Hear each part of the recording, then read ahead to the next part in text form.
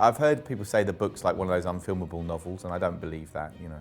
I mean, they've basically been trying to make it since the book was printed, so, which I think, you know, there was a Nick Rogue version of it and it had been going on and on. So when you look at the structure of it, it's not like it's formally really difficult, like say, I mean, I'd say that making A Naked Lunch into a movie was a massive challenge in terms of like a book that's is difficult and is not sympathetic to cinema to start with. I mean, I had a theory on it that kind of a lot of the Ballard stuff itself had kind of seeped into culture anyway, and that, you know, in the same way that the Philip K. Dick books haven't really been adapted, even though there's big movies of them, they're not really what the books are, and the kind of general ideas are all in there, are all in Star Trek and kind of Doctor Who and all these kinds of things, and that there was no, you know, that when people went back to the novels, back to the Ballard novels, they felt that they were too difficult for some reason, but I don't know.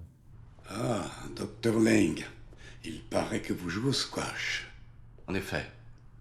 C'est vous qui avez bâti tout ça. Imagine et conçu, je ne me retrousse pas les manches.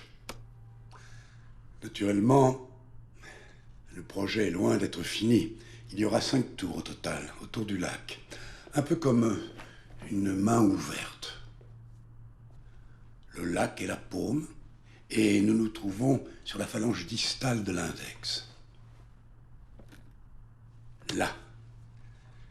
The way I came into it was that basically I'd been working, I think it was after Field in England, and I'd been looking at books and novels to adapt, which is usually a completely fruitless task because they're all owned by Hollywood, you know. It was a book that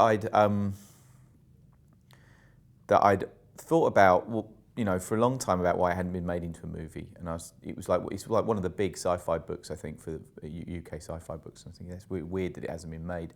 So I just on a kind of whim, I kind of phoned up my agent and said who has the rights to it and what state's it in, and that led me, like, within a couple of days to seeing Jeremy Thomas, who held the rights, and he'd basically been a friend of Ballard after meeting him through making Crash with Cronenberg, and it all happened really fast. I think that the different take that we'd had on it than everyone else hadn't was that we set it back in the period of the book, and that suddenly made much more sense of the project. I just think that that almost like the future has been cancelled.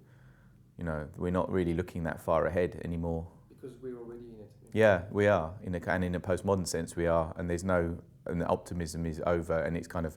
And I was just thinking about it in terms of that 1975 is quite an interesting period because you're only kind of 2 years out from punk and from you know, there's no future, you know, being declared, and it's literally kind of true.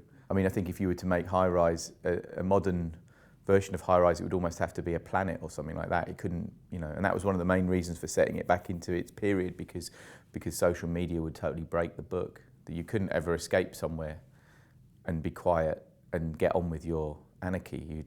Everyone would be turning up and trying to find out what was going on. Hey, ras-le-bol! Il y a des femmes à mon message avec des bébés. Elles peuvent même pas faire bouillir de l'eau pour stériliser des biberons pour leurs nourrissons. Une seconde! Si ceux d'en bas consomment trop, eh ben il y aura des coupures. Voilà, c'est comme ça. C'est nous, ceux d'en bas, je suppose. J'admire votre courage, mon vieux, mais faut pas pousser. Vous savez très bien que c'est pas ce qu'on nous a vendu. Ce que je sais, voyez-vous, c'est que vous avez du retard dans vos paiements, monsieur Wilder. Alors vous êtes plutôt mal placé pour donner des leçons.